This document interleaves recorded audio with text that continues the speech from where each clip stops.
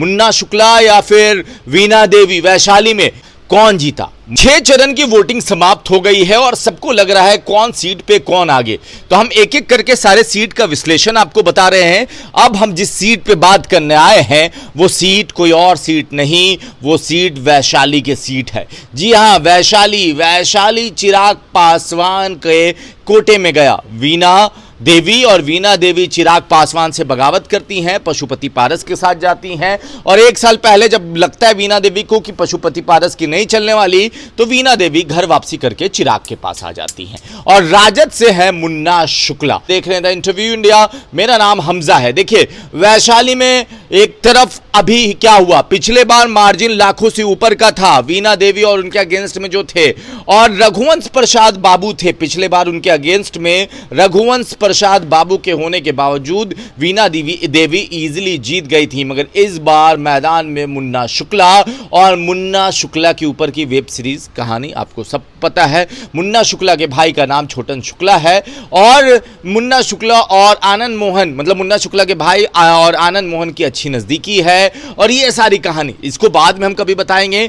मगर आरजेडी ने दांव खेला, भूमियार को टिकट दिया, और मान लीजिए कि वैशाली सीट मुन्ना शुक्ला के आने के बाद 90% भूमियारों ने आंख बंद करके लालटेन दबाया है। और इस बार 2024 के चुनाव में सबसे ज्यादा अगर भूमियारों ने कहीं वोट दिया है तो वो वोट कहां पड़ा? वो वोट मुन्ना शुक्ला के नाम पे आरजेडी को पड़ा है, और खुलकर वोटिंग हुई है वैशाली में भूमियारों के द्वारा, और भूमियार समाज खुलकर वोट किया है।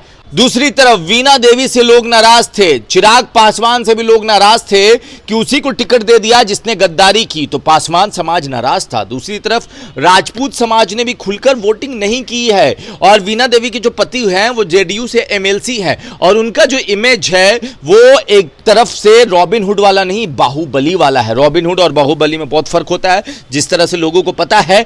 अब क्या हुआ, मुस्लिम प्लस यादव आंख बंद करके एकदम जैसे तेजस्वी अंदाज में बोले, खटाखट वोट गिरा लालटेन पे। और जो भूमियार समाज जो कभी इस तरह से एक तरह समर्थन में नहीं आया था, वो भूमियार समाज ने बाहें फैलाकर और दिल खोलकर मुन्ना शुक्ला को वोट किया है। और यहां पर मुन्ना शुक्ला जी जीतते हुए नजर आ रहे हैं। अगर इस सीट पर आरजेडी जीतती है तो ये आरजेडी की जीत नहीं, ये मुस्लिम यादव का सिर्फ एक तरह से बैक सपोर्ट होगा, मगर भूमियारों का प्यार मुन्ना शुक्ला को जिताते हुए नजर आ रहा है। और मुन्ना शुक्ला का अपना एक दबंग वाला रूप है, एक बाहुबली वाला रूप है, मगर वहां भूमियार समाज पहली बार देखने को मिला कि राजपूत समाज और भूमियार समाज बटा, और उसका सीधा फायदा राजद को होते हुए नजर आया।